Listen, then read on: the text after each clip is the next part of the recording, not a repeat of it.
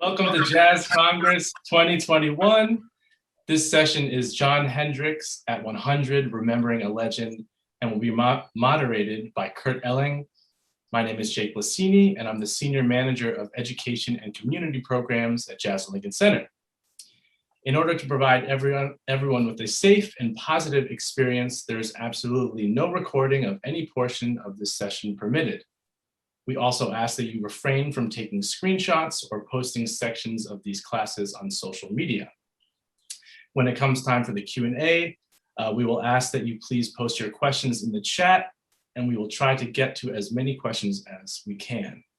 Now, I would like to hand it over to the man himself, Mr. Kurt Elling. Kurt, take it away. I don't know when I became the man himself. Nevertheless, here I am, a man. Thank you, Jake, and thanks for everybody for joining us. I want to speak introductions, but I want to keep them as short as I can and still as plausible as I can so we can talk about Jon as long as we can. We are here today to praise Caesar, not to bury him. We are here to discuss an artist who would have celebrated his 100th birthday this coming September 16. He was, as you know, the innovator of lyric writing in jazz and in the art of vocalese, rightfully dubbed by Time magazine the James Joyce of jive. He may well have had reincarnate properties of the bard himself. He wrote for the royalty of American composers, Ellington, Basie, Horace Silver, Benny Golson, and Monk, and countless others.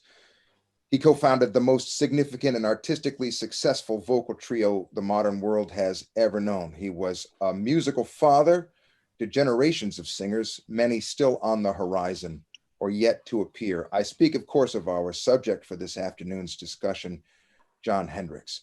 Here to help uncover and rediscover Jon's artistic and personal profundity, we have 4 exemplary practitioners. The youngest is the winner of the 2015 Thelonious Monk competition and a 2-time Grammy nominee. She's recorded several of Jon Hendricks' songs and lyrics on her own recordings and on guest spots, including one with Jon on what I believe was Jon's final recorded release, Meet Me at Minton's, with the J.C. Hopkins Biggish Band. She's a composer, a lyricist, and a political activist who is defining for a new generation what it means to be a jazz singer. Say hello to Jazzmeia Horn. Hi, Jazzmeia. We all love you. Hello, everybody. So terrific. Hello. Hi. I'm so honored to be here. Thank you. Thank you, Jazzmeia. A special guest piping in from late night Paris, France. She is the elder daughter of our subject. She grew up traveling with Jon and Judith Hendricks as a member of Jon Hendricks and Family and also Jon Hendricks and Company. And her solo career has been rocking since the mid-'80s. She's worked with the pillars of the jazz world, people like Art Blakey, Slide Hampton, Stan Getz, Tommy Flanagan, and David Fathead Newman. And she's been teaching extensively at NYU in Graz, Austria, and at the American School of Modern Music in Paris, where she resides. Please welcome Michele Hendricks. Hello, Hi, Michele. everybody. Hi, Michele. Glad to be here. Thank you, Kurt. The third leg of our table is herself, a living subject of jazz history, having been pulled into a life in music by the firsthand experience of and personal friendship with Charlie Parker himself. She is the pioneer of the bass vocal duet format and is a revered educator who has taught singing and jazz history around the world. 2012 saw her elevation as an NEA Jazz Master. She shared a lifelong friendship with Jon. Please help me welcome my love, Sheila Jordan. Yay, Sheila. Hey, everybody. Yay, Sheila. Thank you. And to complete our circle, and fitfully, it is a circle, I'm proud beyond words to introduce to you a man beloved the world over for his signature, unaccompanied and spontaneous vocal approach to composition, melody, rhythm, and spirit healing. In addition to his solo work, his extended collaborations with members of the world's greatest list, including an early stint with our subject for the evening, have set the gold standard for sheer vocal mastery. He's been globally honored for his work, including 10 Grammy wins and a 2020 elevation as an NEA Jazz Master. He is the single greatest improvisational singer of our and possibly any age. I speak, of course, of Bobby McFerrin. Yay, Bobby McFerrin. Yay! Thank you. I thank you all for being here to discuss one of my favorite topics, Jon Hendricks. I'd like to start by asking about family lineage, both personal and artistic. Bobby, like you, Jon was immersed in music from his earliest memories and started singing in church very early. He was also singing for pennies, nickels, and dimes in bars and cafes to support his family. Five doors down from the Hendricks childhood home was Art Tatum himself, who taught Jon to arpeggiate chords. By age 14, Jon was doing an opening act for headliners like Louis Armstrong and Duke Ellington and Count Basie. Bobby, your father, if I'm correct, would also be celebrating his 100th birthday this year. Is that correct? Just about. Just right. about. Just about, yeah. He would have been about 100. And your father was the first Black man to sing the title role at the Metropolitan Opera in 1955. He was the first African-American to sign a contract with the Metropolitan Opera in 1955. That's correct. There you go. And he did the voice for Sidney Poitier in Otto Preminger's film of Porgy and Bess, right? Correct. That's correct. That got us from New York to California in 1958. Your mother was a big Dinah Washington fan, a big Nancy Wilson fan, Etta Jones? Yes, she was. I heard those three ladies sing through at the house when I was a kid growing up. Oh. And at 21 years old in 1971, you caught Miles with Keith Jarrett in the band, and it changed your life, yeah? On a molecular level, that's for sure. It was really a divine appointment. Because my date and I got to the club. It was a place called Shelley's Manhole. And we got to the club and there was a line out the door around the corner. And it didn't look like there was any chance of us being able to get inside. And just as my date and I were deciding what to do, this woman walks out of the club, walks directly to me, hands me 2 tickets and says, "I don't need these." We walk into the club. The only 2 seats that are left are right next to the bandstand. So that was a divine appointment for sure. So when did Jon Hendricks appear for you, and what role did he play early on? Well, I had sat in with Jon at a piano bar. I think the pianist's name was Larry Vukovich. Would that be right, Michele? Do you remember Larry Vukovich? This was in San Francisco, yeah. San Francisco, California. And I went to his gig and sat in with him. About 3 months later, 2.5, 3 months later, at 4 o'clock in the morning, Jon called me and said, "Get on the next flight to Los Angeles." New York. That's right. We went to New York, but I was in San Francisco, so I had to fly down to LA to learn more words than I've ever learned before in my entire life. I had to learn 6 songs was the minimum, and each song had 1 million words.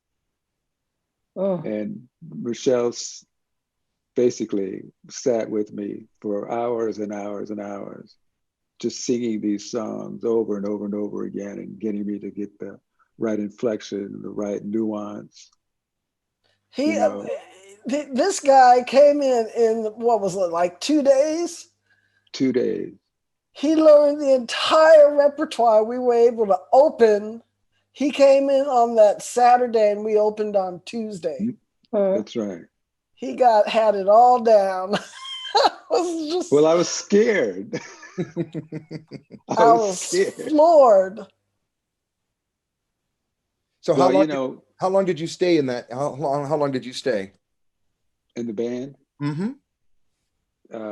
March to November. November 4th, as a matter of fact. I know the day because that's my daughter's birthday, November the 4th.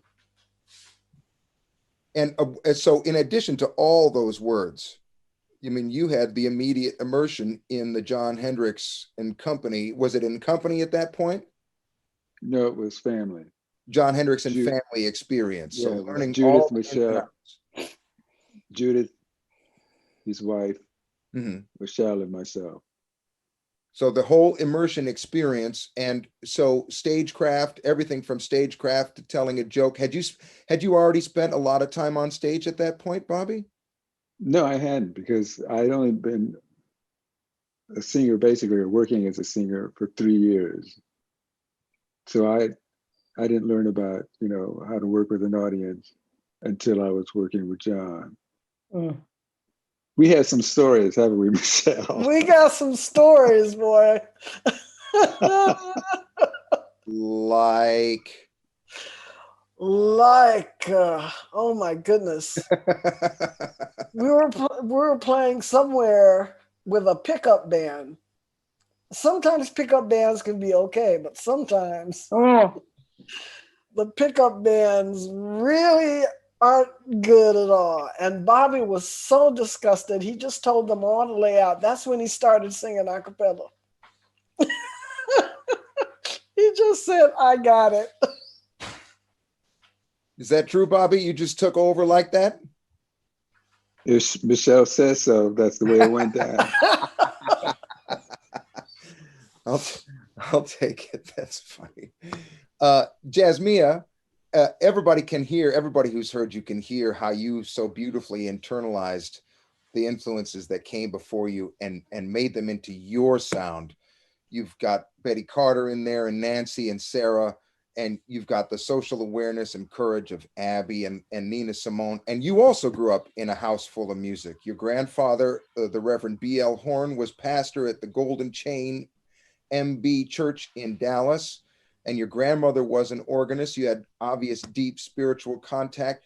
And then on your very first record, you sang Social Call, which is Jon's lyric, and you've recorded Moanin' and Ask Me Now with Jon's lyrics. And we talked about, oh no, I haven't yet. I talked about you doing No More on your second record, which version really finally does that piece, the funky justice it deserves. Can you tell us what captivated you about Jon's work and a little bit about your relationship with Jon as a mentor to you? Well, Jon was a mentor to me before I even met him. Most of the people on this call, you guys were mostly mentors to me before I even met you, in a way that I was always transcribing. I'm always trying to get the sound in my belly.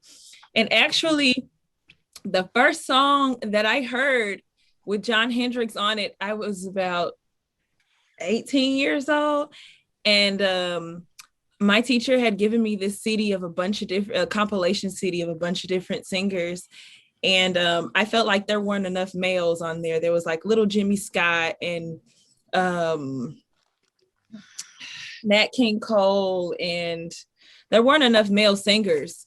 So I had asked for male singers, and he gave me Live at the Green Mill. He gave me that album. How about that? And Don't Get Scared with you and Jon. I lost my entire, I don't remember. I just remember letting everything go and just focusing on that one song for about 3 or 4 weeks. And then going back and listening to the original solo that you guys transcribed. And I was just like, oh, so this is what it really means to transcribe. And so from there, I started researching a lot of your music and a lot of Jon's music, and Al Jarreau came up and Bobby McFerrin, like so many different people came up. And so when I finally, like years later, when I finally got to New York, one of my friends said to me, you should go to the Jazz at Lincoln Center rehearsal to see Jon. And I'm like, well, how can I do that? How can I make that happen? And they said, well, people know who you are now because you've been winning competitions. So I think you should just go. And I was so afraid to go because I knew that I probably would get kicked out, or I should not have been in there or whatever. And so I went to the rehearsal and I just sat there and I was so quiet. And Jon walked over to me. He was like, hey, with this like super preppy spirit. And he was just so cool. And I was like, wow. And he said, why are you so well thought of, Miss Horn? You were jazz horn, And I was like, this is the coolest person on the planet to have all this sound, to have all this knowledge, to have done all this work, to be such an activist, to be a father, to be a husband, to have all these hats And then to be one of the greatest musicians in the world, to just come over to me and be like, hey, what's up, Miss Warren? That just really rocked my world, you know? And so that became the beginning of our friendship or you know, mentorship for me.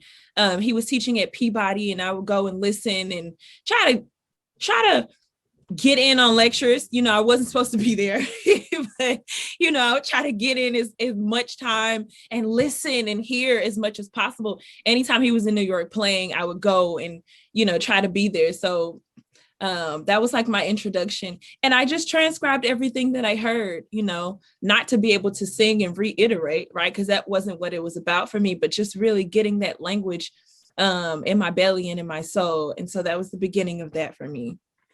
And he was, you've mentioned before that he was kind of an example to you, not only as a musician and a performer, but as a man of color. You've mentioned that before, that, you know, his willingness and his ability to stand up and have some spine in what he was up to. Is that true?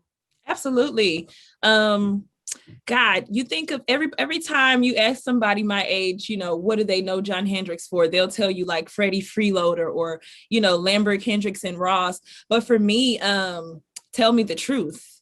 That was my album, you know, because he really just laid it out. There was no sugarcoating anything. The music was very sweet, if you want to put it that way. You know, the sound of the different instruments, he definitely kept the tradition. But in terms of lyrics, he is a great lyricist. I don't want to say was, because his music still lives on. He is a great lyricist. When you think about how it's almost like a sermon, there's a story, there's an underlining story there, right? And you're not just going to hear something great. That's elevating, but reviving. It's like you're thirsty and you hear these lyrics, and you hear the intent behind the lyrics and the passion behind the lyrics and the message behind the lyrics, and automatically you're not hungry, you're not thirsty anymore. And it was very much like the feeling of church, you know, that missionary Baptist, that Southern Baptist that I grew up in. You know, you hear it and it gets you through your week. So songs like No More, I felt like I had to record it, you know. We're dealing with a lot of the same things that we were dealing with, you know, as Black people, as people of color in 2021, you know, that we were dealing with in the 70s, in the 50s, in the 40s, in you know, the early 2000s. And you know, I think it's imperative that we talk about that in our music, for me personally, you know. And so that has been very inspirational for me to hear that in a lot of his music as well. Thank you. You know, before everybody came on, Michele and I were talking about some of our favorite stories that I remembered from Jon laying on me over the years. And Michele, of course, knows him 100 times better than I. Michele, could you lay out that story about Jon as a little 7-year-old walking in the so-called wrong neighborhood? Yeah, he was with a friend of his, and they were walking in a neighborhood that they weren't supposed to be walking in. Very ritzy white neighborhood. And the police stopped them and was trying to hassle them, you know. And he was just like a little 7-year-old little boy. He was a little kid, you know. And it affected him so much that I don't know how many years later, 70 years later, 80 years later, he went back and bought that house. He bought the house in which the cops had stopped him as a little boy, and he bought it. And he parked his big white, what was it, a Cadillac out front? I think it was a Lincoln. He was determined that nobody was going to tell him he couldn't be in that neighborhood. He went back and bought that house and lived in it. Good. So there's some example. Well, we're talking about lineage still. Sheila, you are in so many ways the living lineage straight out of Bird. Like you know, Jon talked about Bird finding Jon out in Toledo and saying, if you're ever in New York City, come and find me. And, you know, you both did based on what Bird told you. Did you share a lot of time with Jon back in the early years? Was he part of the scene there at all, or was he in another bag? Did Bert ever talk about him? Yes, Bert did talk about him because I was very close with Bert. God, I love Bert's music so much. I married his piano player, Duke Jordan. But Jon was very open. What I loved about Jon, I mean, it was beyond color. I never felt that Jon looked at me like I was this white chick. He knew that I was from a native background, big time. But I never felt a color thing. I never felt, I always felt that I was Sheila, and he accepted me as who I was and what I did, because my music and what I do has not always been accepted. I mean, it's getting a little better today. I don't really care. I mean, I do what I do, But I remember, Michele, we were doing a festival down in somewhere in California, way down in California or somewhere. And Jon was there, and Michele had asked me to get up and sing with Jon and them, which I said, oh man, I can't do that. And she said, well, just improvise. And Jon's like, oh, you can do it. Here, can you see this? Oh, there you Yes. Do you remember that? I have that one, and I have this one. go. Beautiful. Oh, yeah, look at that. So I have two wonderful pictures of Jon. But just getting back to that whole thing, I can't believe I'm still alive. I'm going to be 93 in November, me and Mickey Mouse. And I was born on his birthday. And, I'm still trying to just keep the music alive, teaching the kids. I'm still teaching I started a couple of workshops, and I don't know, recording wise, I don't know. I haven't recorded anything in a while. I'm not that crazy about recording. It's not my favorite thing to do. I feel, I don't like to be in those little booths. I feel like, Well, man, you just shine when you're on stage. And it's one of my favorite memories with Jon and with you, we got to do a show called Four Brothers and a Mother. And that's right. 4 brothers and a mother, and I was the mother. That's right. So And I never let Jon forget it, because during the solo, I started improvising with him about how I was his mother or whatever. I don't remember, but it was fun. We had a good time. Yeah. good 4 time. brothers and a mother. That's right. We had a good time with that. Yeah. Michele, I want to Yes. say it seemed like Jon was always either singing or just about to sing.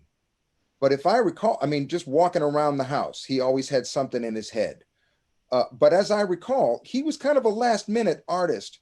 And by that, I mean, he didn't really start warming up his voice or preparing it very hard for a performance until pretty late in his career, like just vocal technique. Am I wrong about that? Do I remember? No, you're not wrong. You're absolutely right. He was very spontaneous. He was not the type to prepare. He would even tell students when people would ask him, can you give me some lessons or teach me something? And he would just tell them, listen. That's all you have to do. Just listen.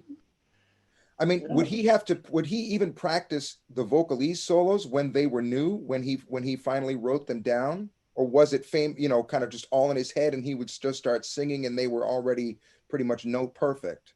Well, I think by the time he would finish the lyric to a song, he had gone through that solo so many times that he had it down. Right. He had it memorized already. How about that?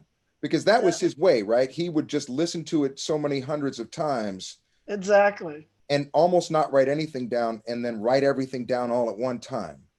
Yeah, he would. He was amazing. I've seen him sit down and write a whole lyric to a song in 20 minutes. You know, Wow. Yeah. it was amazing. He would just sit and listen, like you say, listen over and over, nodding his head, and then, boom, out would come the lyrics. Huh.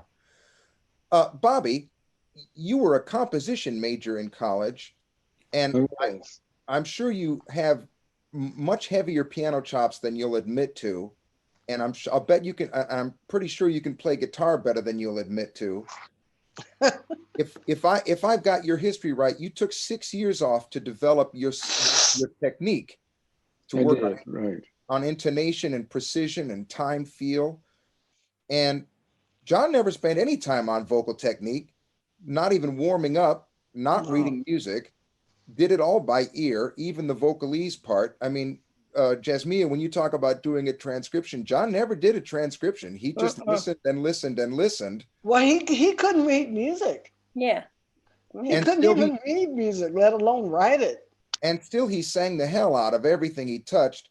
Bobby, do you have you considered some way, you have your own genius to maybe try to explain to yourself? How do you explain Jon's brilliance? Does it maybe prefigure some of the experiments that you've done with notes and the human mind? I remember you doing that beautiful, The Power of the Pentatonic Scale at the World Science Fest. And everybody knows a certain amount of things about music before they're even aware of it. But do you have an opinion about how it was that Jon came across with such incredible mastery? I think it involves something that I call ancestral memories. You know, when you do something that, when you find your purpose, you find your spirit, that somehow you connect to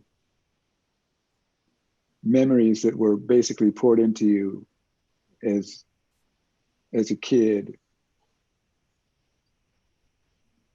For example, I knew whatever I decided to do, I was going to be successful at it. I knew at a very young age, 8, 9, or 10 years old. I had it all figured out. I was very, very confident that it was going to find me. Myself was going to find me. And whatever I decided to do, I was going to be successful at it. I just knew it. Way down in the inner recesses of my being, I knew it. And I think Jon just tapped into it. You know, he was amazing. He did New York Times crossword puzzles every day, just about. And I did a session with him once. We did a tune called Freddie the Freeloader. Freddie. We got into the studio, and as we were recording, we discovered that he left out a verse. He didn't write a verse. He left one out. He'd forgotten to write it.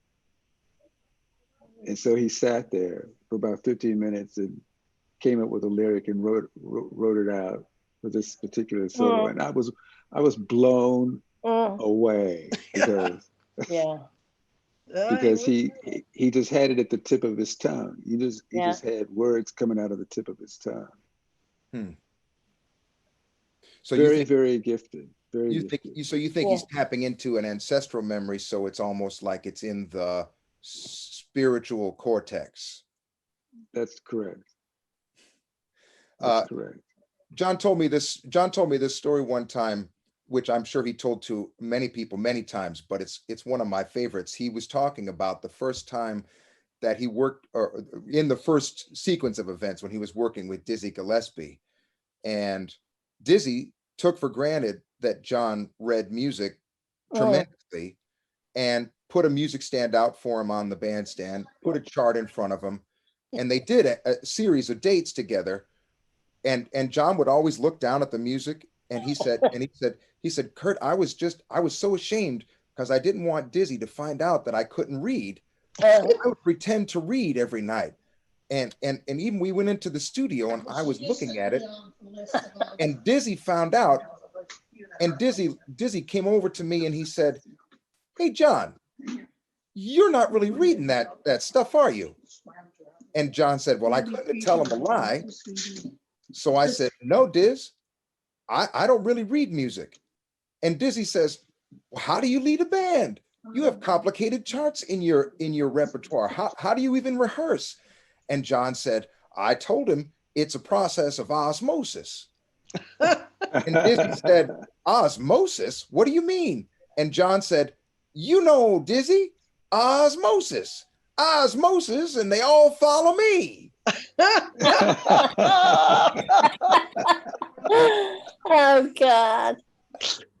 Kurt, I wanted to say one thing about Jon, which I've written about and told kids about a lot. Jon Hendricks was the first rapper. He was the first rapper. He was on George Russell's New York, New York recording, and he rapped.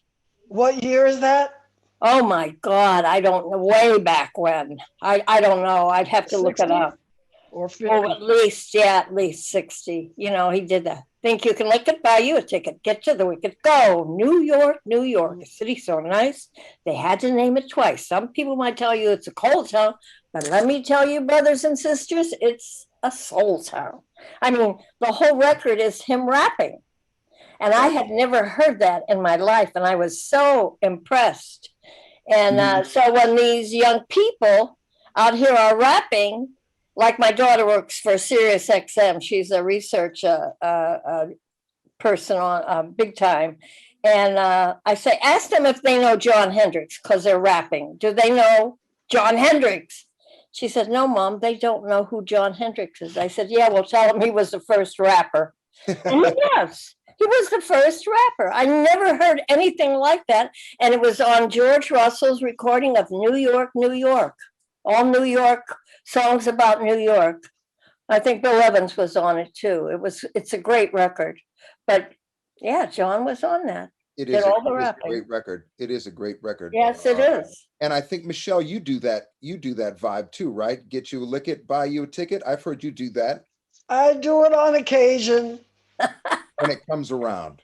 Yeah. Jazzmeia, do you agree? Can you hear the lines between what Jon created as a spoken word artist and as a writer of incredible vocalese and what's happening in the world these days? Yeah, I think they don't have it in the world these days. There's a lot that's missing, you know. Everything is about the flesh, and instead of the spirit. Everybody's on what they can see and not what they can feel.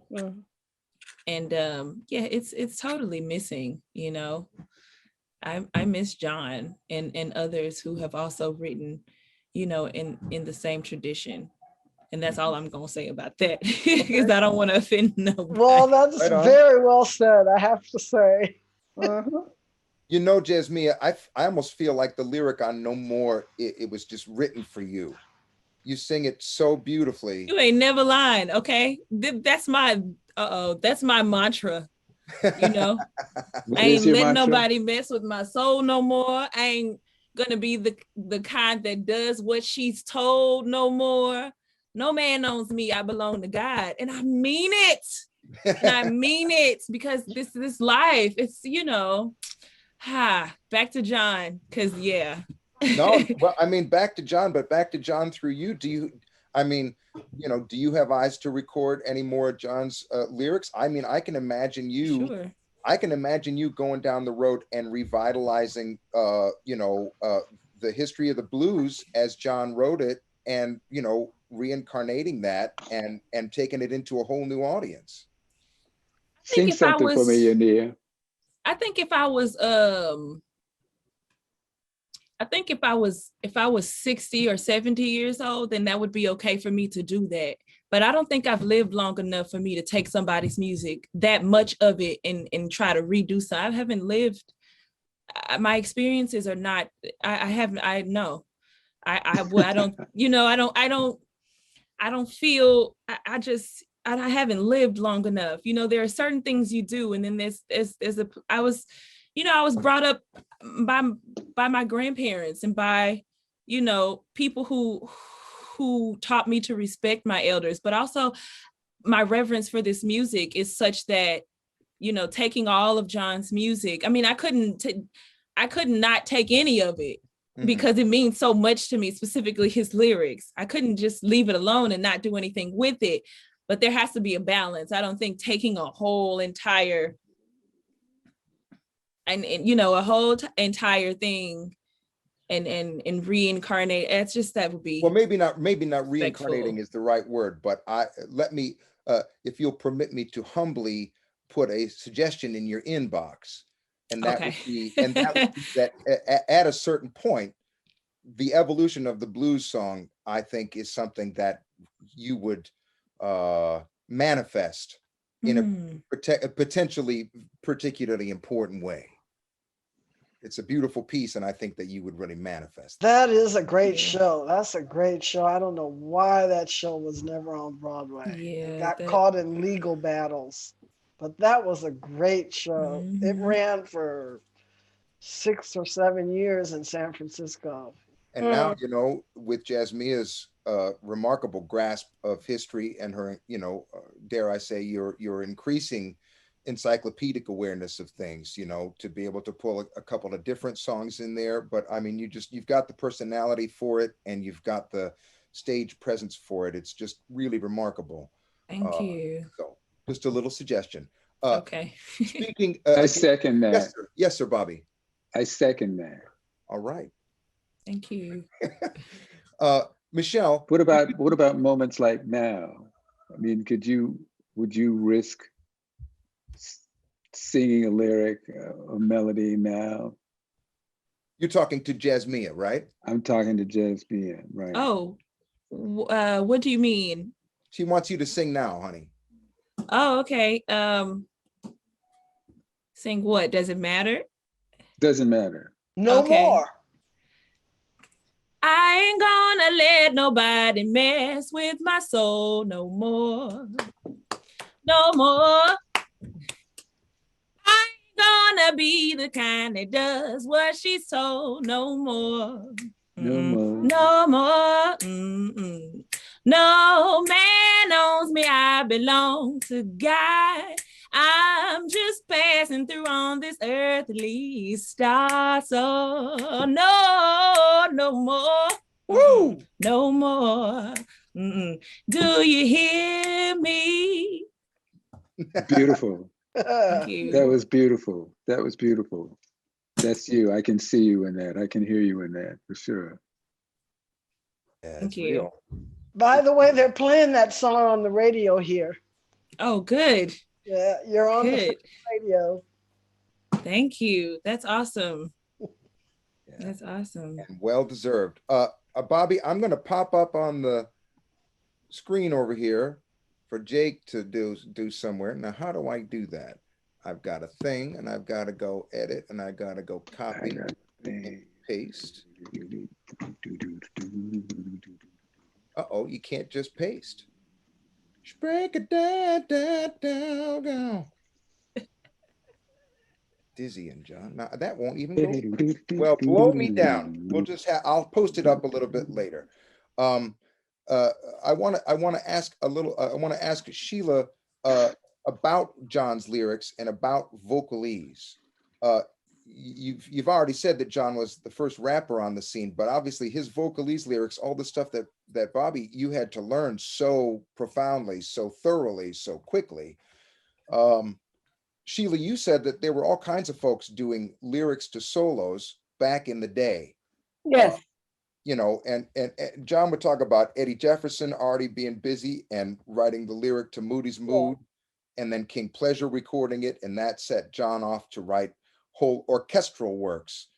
But at least for soloists, taking on Bird solos or Lester Young solos, even you and your friends Skeeter Spite and Leroy Mitchell were already writing individual lines for individual singers back in Detroit. Is that true?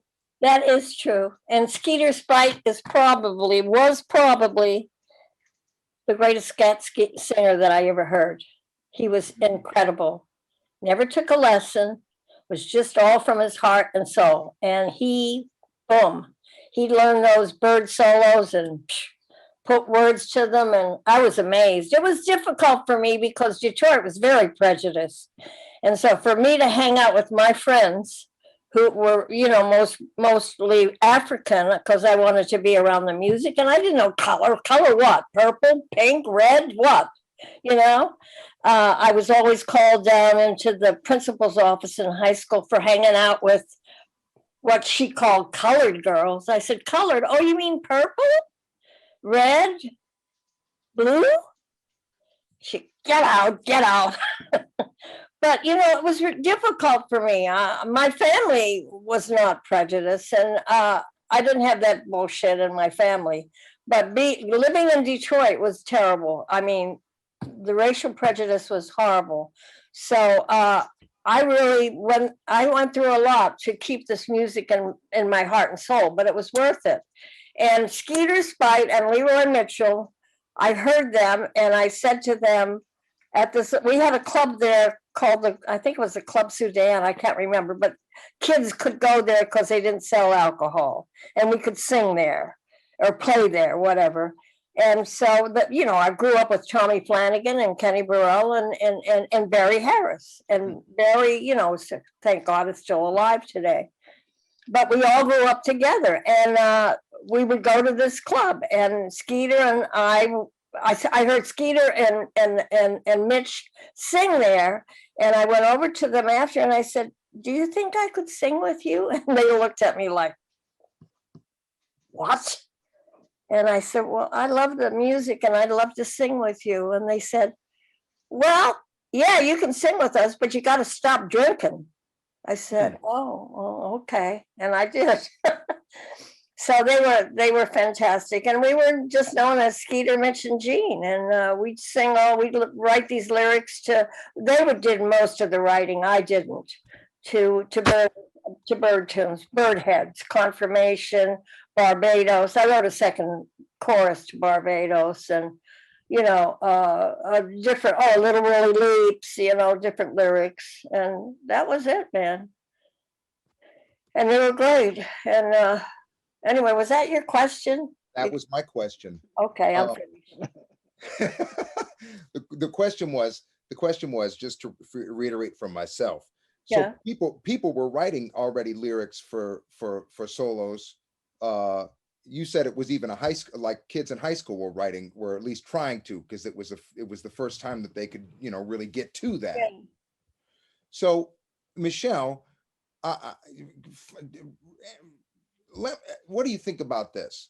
I mean, your dad was obviously, I mean, for my money, for anybody's money, the greatest jazz lyricist, period. I mean, the breadth of the information that he was able to convey, the twisting and rotting of the American dialect to his own uses, the expression of mother wit in his work, the deep spiritual essence and compassion that he carried through his lyrics. It was so much more than just praising some other instrumentalist or praising some other recording or saying, look at how great, everything like that. And yet, I always felt like Jon was a little maybe in competition in his mind with other lyricists. Did you feel like that? I mean, he certainly deserved to be proud of his work, but did you feel that there was a little bit of like, well, Eddie maybe wasn't the man compared to me, anything like that? Am I just wrong? I wouldn't say that. I never got the feeling that he was competitive. If anything, I got the feeling that he was underappreciated. You know, he was, I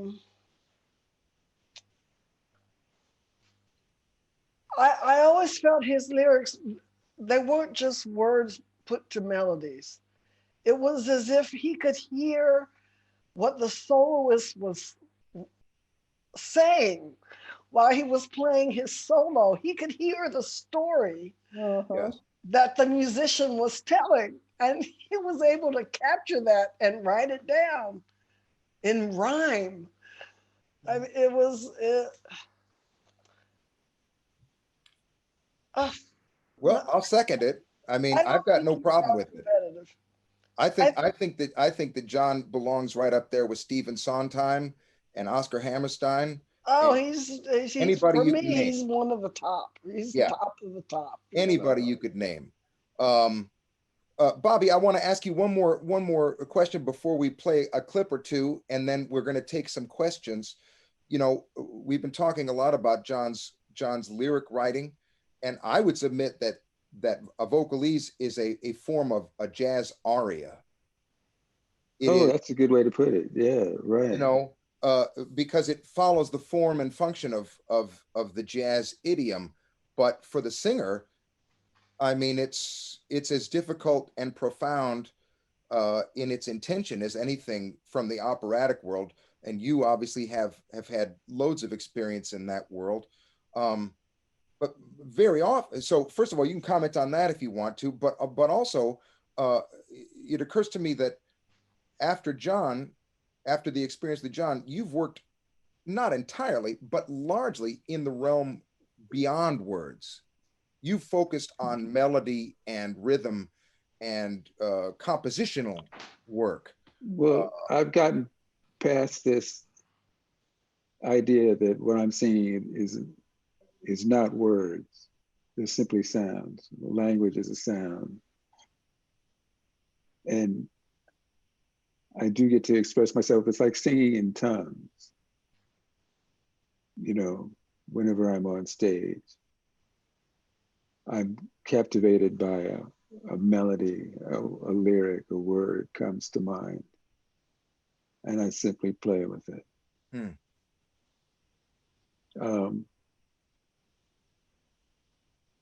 I had an experience in San Francisco. The San Francisco Opera Company was doing Die Fledermaus, the opera Die Fledermaus. And at one point, there's a scene where there's this long stairway that leads into a ballroom where all these people are dressed to the nines. Do you know what I mean by dressed? Yes. You know what I mean by dressed to the nines? Absolutely. And they wanted me to come down this staircase into the dining room, into the not the dining room, the hall, I guess, the ballroom, right? And give an improvisational interpretation of what the choir had just sung, which was really kind of challenging, if you can imagine these opera singers singing a circle song improvisation in the middle of an opera. But that gives credit, I think, to the director of the opera, who saw something, a possibility of introducing something to these hard-nosed opera fans who wanted everything to be chaste and pure and square, you know. So I found it interesting anyway, that this was being introduced, like being, you know, injecting a body with a new formula that's going to bring life to the performer and open the ears of the hearer.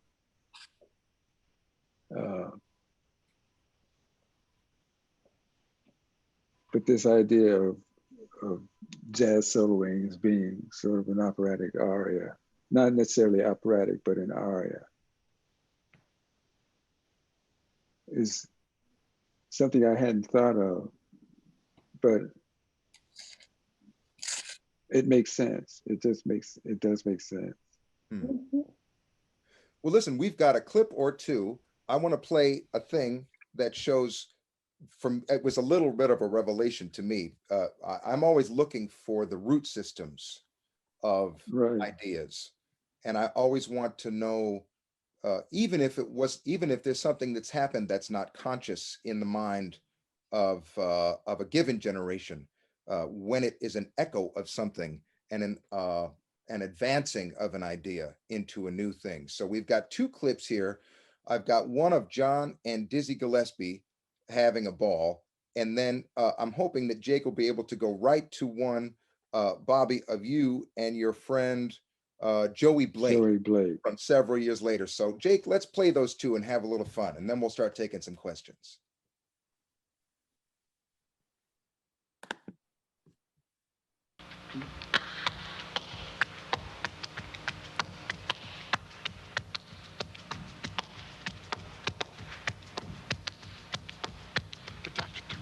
Baby, goom goom goom, boom bing bing ding, bing baby, goom goom goom goom, bing, chick goom bing, boom, goom goom goom goom goom, boom, pattern be do be do be do be dee bang, goom goom goom goom goom, bop bop.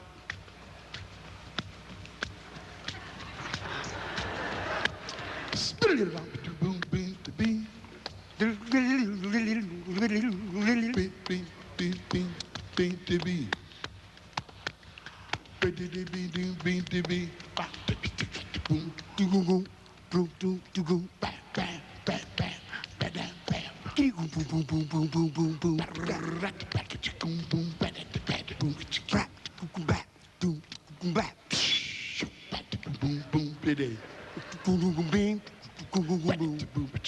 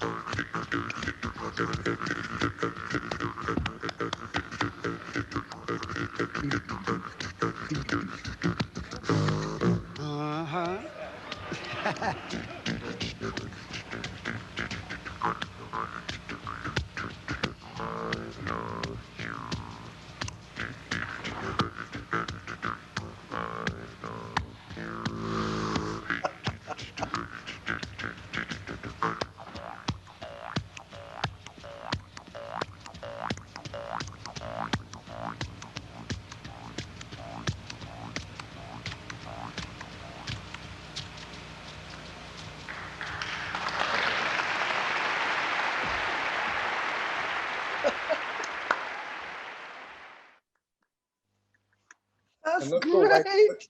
It's great, right? Oh, I love it. Go ahead to the next one there, Jake, and then we'll take a couple of hits. Thank you, buddy.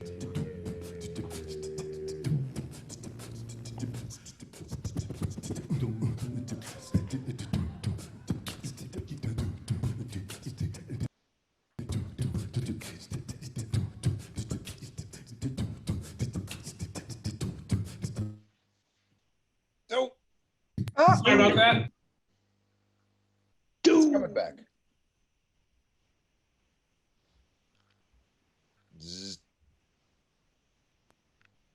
There you go.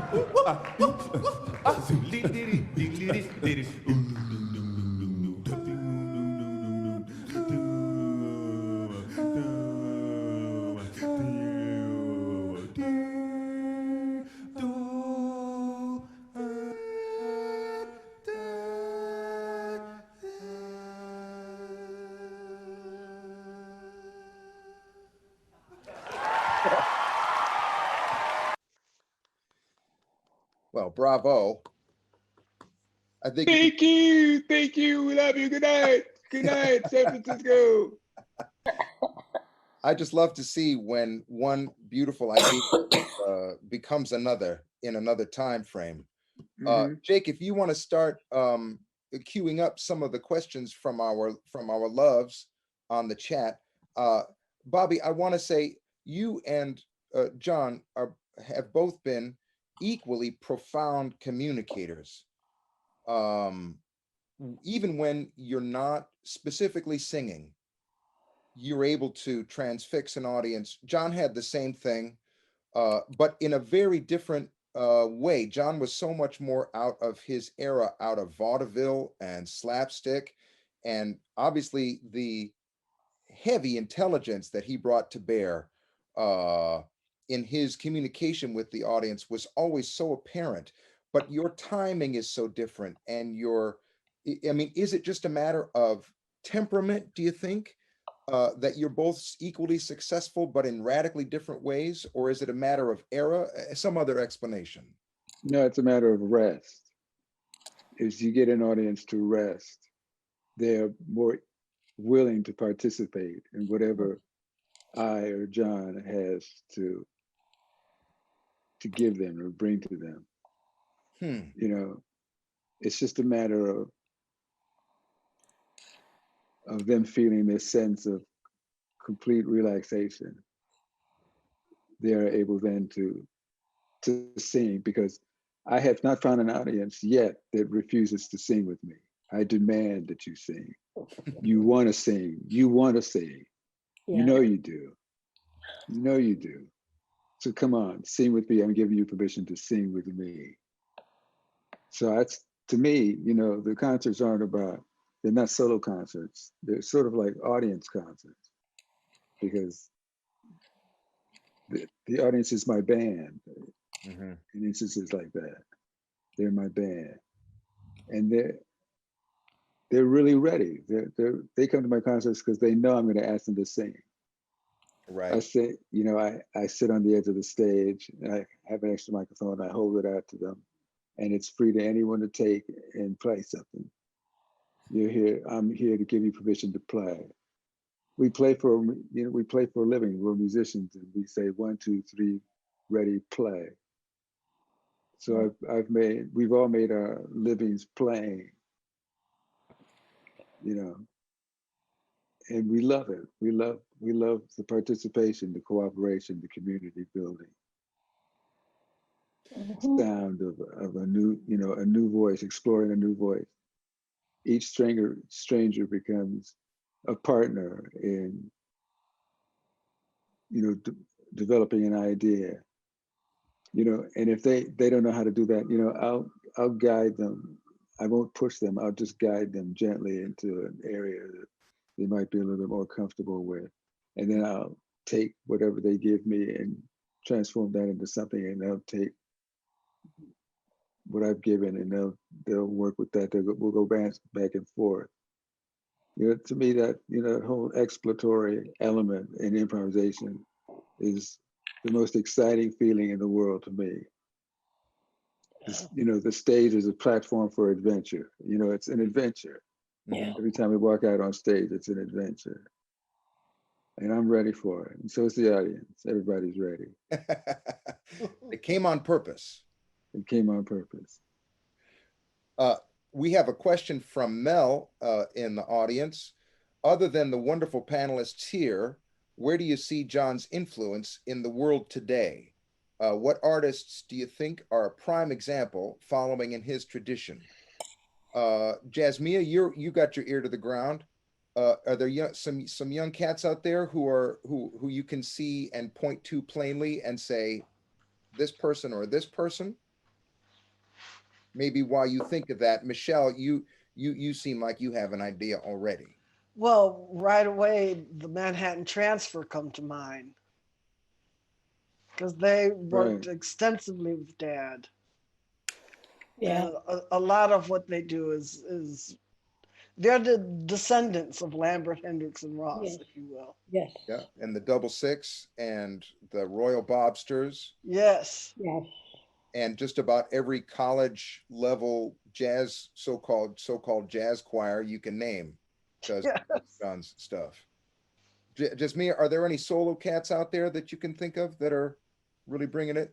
I was trying to think of solo people just now, but you know, my ears are not as much on the ground anymore as they were, as I said, because it's, you know, things are different now. People are not, you know, jazz is not what's hip. I mean, it's gonna always be hip to me, but you know, who am I?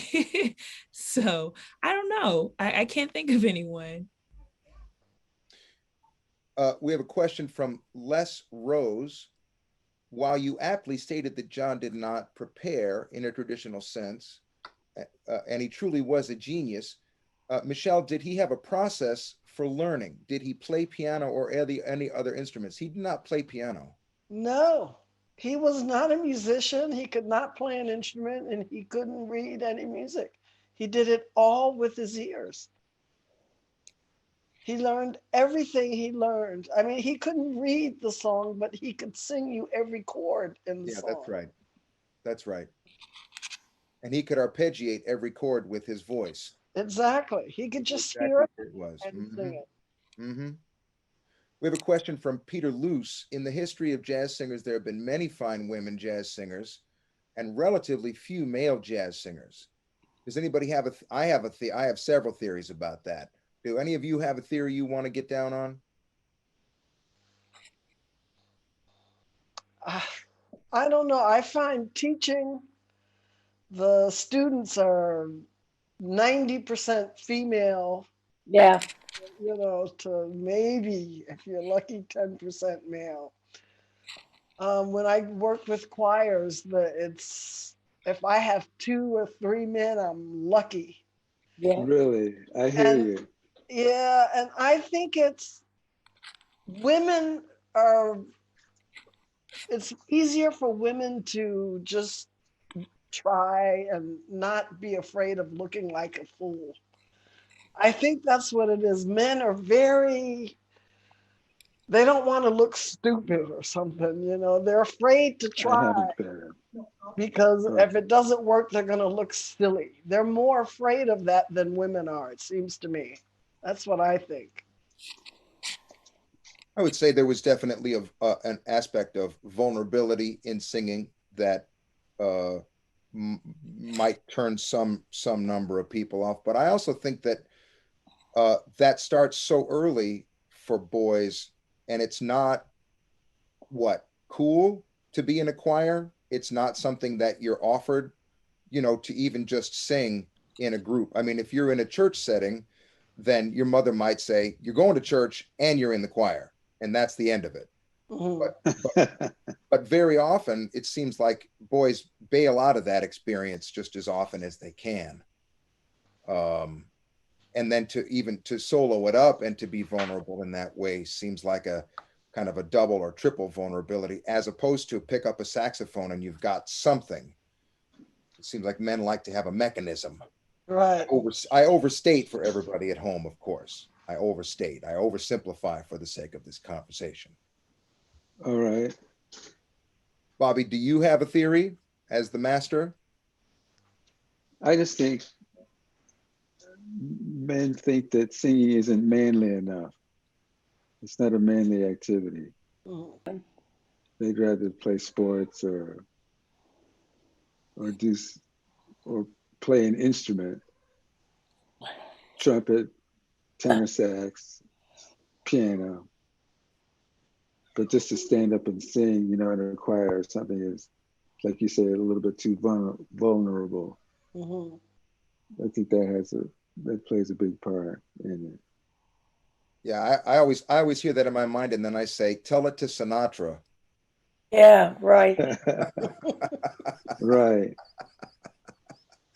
Well, listen, everybody, it's past the half hour, and you're all so wonderful and delightful, and I just adore each of you so much, and I wish we could all have dinner now and open a bottle of wine or two. That'd be great.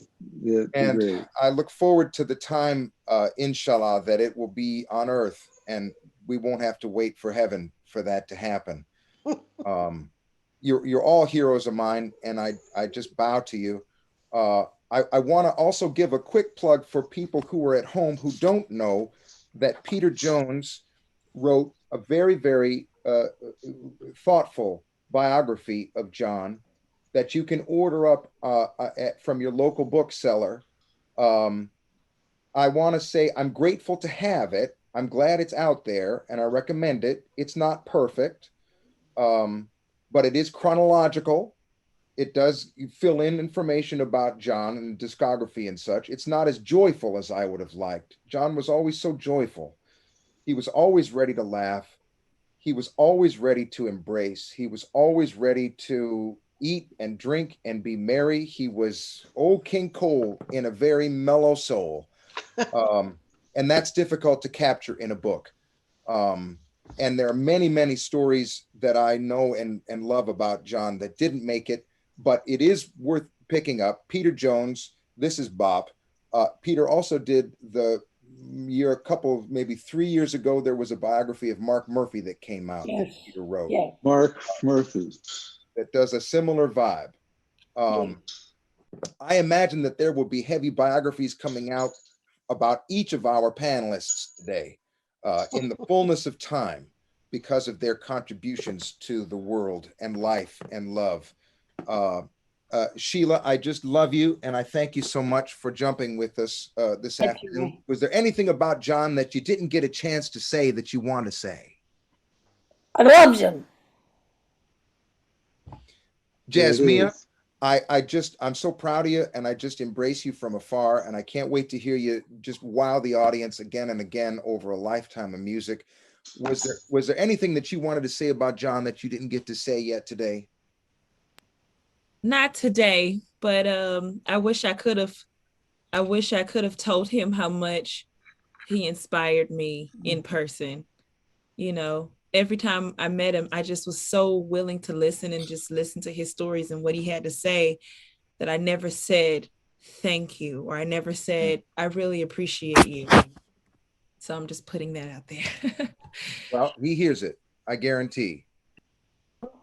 Mr. McFerrin, sir, do you have anything? First of all, you are living Orpheus, and I'm so deeply in awe of you and your work, and I'm so grateful to have a chance to have a little bit of time with you.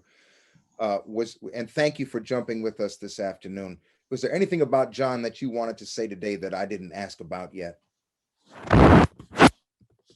I'm not sure. I can't think of anything off the top of my head. I mean, he was a lot. Jon was a lot of musician, a lot of creativity. He was just explosive. He had so much vim and vigor. You know, He did have that. he had a lot of life to him. Michele, you know how I feel about you and your family. You've all been so kind and so gracious to me and bring me into the fold. And you know I loved your old man. And we're going to have a big celebration for him one of these days coming up real soon. We're going to close with that clip that you sent over of you singing with Jon, so that everybody can get a little bit of zippity doodah in their step as they move on to the next thing. Was there anything was there something that we missed today that you wanted to say about Jon? Well, just that this song will show that how much fun it was to scat with him. Yeah. That was just, there's nothing more fun than that, to be on stage and scatting with him.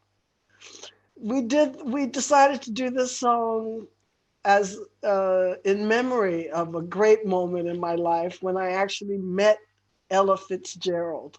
Mm-hmm. We arrived at a venue where we were going to be performing the next day, and that night it was Ella Fitzgerald singing. And when she heard that Dad was in the house, she invited him up to scat with her. So we tried to recreate that moment on the record. Nice. It's great. Yes. Beautiful. Well, thank you, everybody. And thank you, Jake. And thank you to the Jazz Congress. Thank you, Kurt.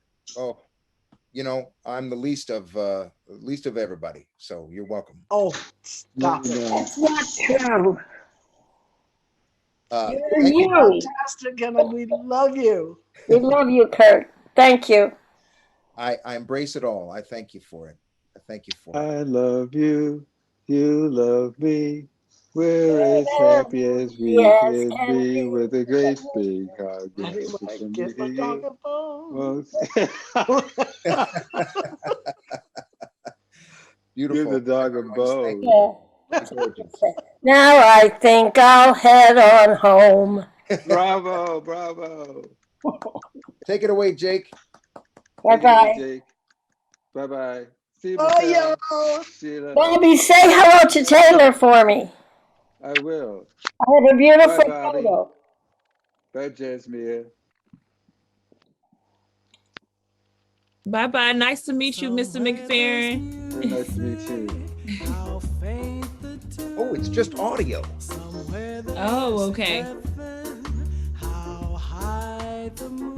Can it be turned up? There is no moon above when love is far away too, till it comes true that you love me as I love you. Somewhere there's music, it's where you are. Somewhere there's heaven, heaven. How near, how far, darkest night would shine if you would come to me soon. Until you will be still, my heart. How do I put it? Go get you up to it, sure to be. Check go babu do bimbo did it to twit. Dum dum bo did do be da. Let the bamboo bumbo did to put. Yeah, picture bum did be do to twit. With no babu bo did. Jumbo be do leader. Bam should have been to be whip. Bosh to be what I go be it. With the bubble dip, the bottom, the bubble bit, no drip. Where the bubble did it, no let down. The bed, the bubble would a little bit, the bed, would not be over that, don't do it. What your bend the bubble to the 20. When the bubble wear, who the bubble do bit, no bit.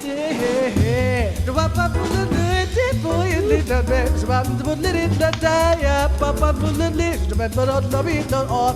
The window, the bum, the best, the bed, let it not all fit.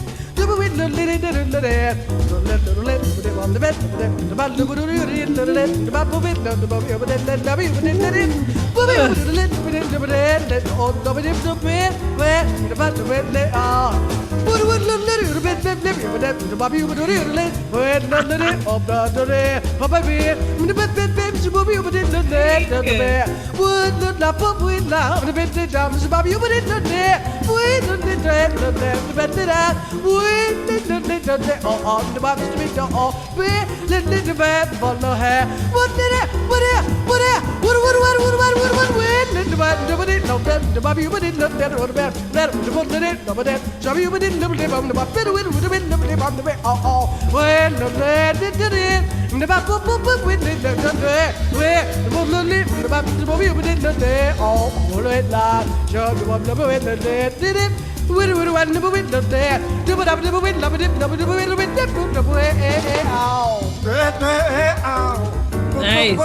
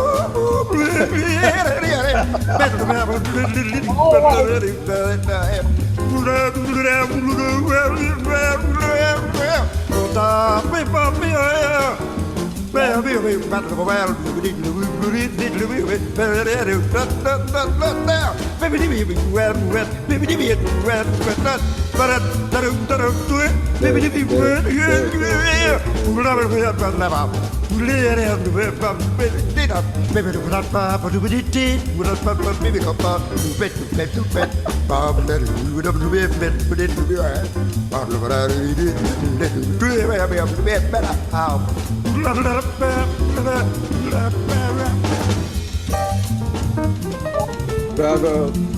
You all.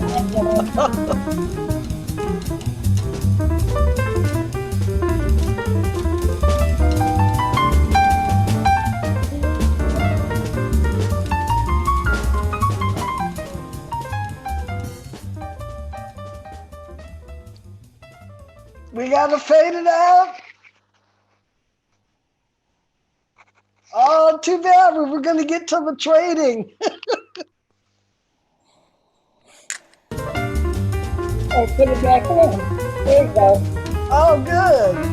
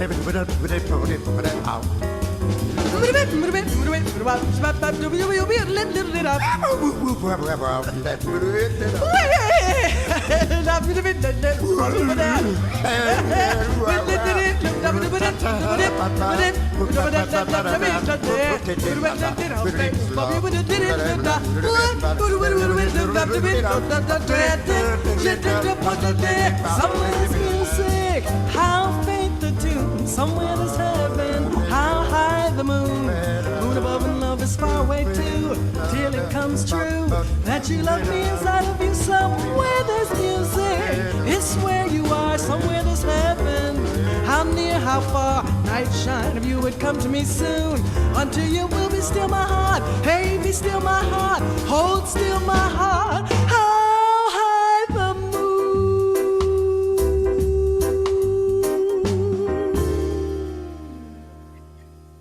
Mhm.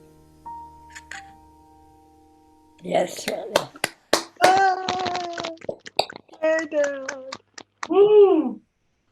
Sorry about that, Michele. That was so Oh, cool. no, that's okay. Well, It thank was you. great chatting with you all. Thank you, Jake, for everything. Absolutely. Thank you all so much. And thank you for everybody for tuning in to this incredible session. Unfortunately, we have to go. Yes. Thank you. We hope you'll join us for the next round of sessions tomorrow using the main link from the welcome email that you received. So with Okay. that, let's go listen to some more Jon Hendricks and Michele Hendricks and Sheila Jordan and Bobby McFerrin and Kurt Elling and Jazzmeia Horn. Thank you all so much. Have an incredible evening. Take care. Thank you. You Thank too. you. Bye.